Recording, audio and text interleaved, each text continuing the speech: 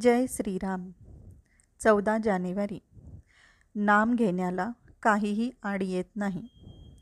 आपण असे पाहू की नामात प्रेम येण्याकरता एक एक सत्कर्म करीत राहणे सुलभ, की ते नामच विचाराने सर्व संतांनी कळवळ्याने सांगितले आहे म्हणून जरूर तर बळजबरीने सुद्धा घेत राहणे हे सुलभ. समजा एक यंत्र आहे, त्यात पुष्कळ चक्रे आहेत आणि ते यंत्र चालू करण्याचा हेतू धरला आहे. आता एखाद्याने त्यातले एखादेच चक्र चालू करू म्हटले तर ते चालू होईलच असा भरवसा नाही. पण त्या सर्व चक्रांचा संबंध असणारी कळ आपण दाबली तर मात्र बिन तक्रार आणि अत्यंत अल्प प्रयासाने ते यंत्र सहज चालू करता येईल. त्याप्रमाणे नाम ही कळ जर धरली तर सत्कर्मरूपी सर्व चक्रे एकदम फिरू लागून आपले काम निश्चितपणे आणि सुलभपणे होईल. म्हणून हमखास आणि सहज रीतीने काम व्हावे अशी ज्याची इच्छा असेल त्याने कशाही रीतीने का होईना नाम घ्यायला लागावे. नाम घ्यायचे एकदा पक्के ठरवले म्हणजे काहीही आड येत नाही. व्यवहारात आपण पाहतोच की एखादी गोष्ट समर्थनीय नसली तरी करायचा निश्चय केला की मनुष्य ती करतोच. मग नाम घेण्याचा जर निश्चय केला तर का नाही होणार? काहीही केले तरी शेवटी नामाशिवाय गत्यंतर नाही, तर मग ते घेण्यात विलंब किंवा चालढकल करण्यात काय अर्थ आहे?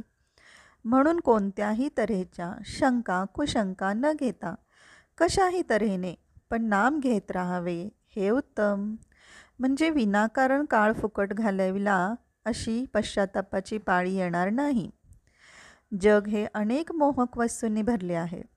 त्या वस्तू आपण पाहिल्या किंवा नुसत्या ऐकल्या तरी हव्याशा वाटतात आणि त्या मिळवण्याचा आपण प्रयत्न करतो.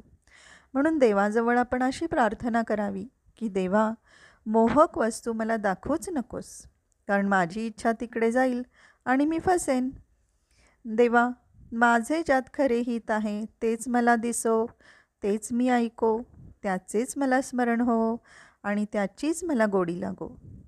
प्रल्हाद, द्रौपदी यांसारख्या भक्तांनी देवाजवळ काय मागितले तेच आपण मागावे आणि त्यांनी निष्ठा ठेवली तशीच आपणही ठेवावी.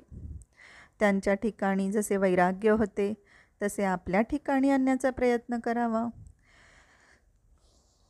प्रयत्न करीत असताना प्रथम चुका होतील, पण त्या झाल्या तर पश्चाताप व्हावा. देवा, मी फार दोषी अपराधी आहे, मला क्षमा कर आणि तुझ्या कृपेला पात्र कर. पश्चाताप खरंच झाला तर रामकृपा करीलच. मुखाने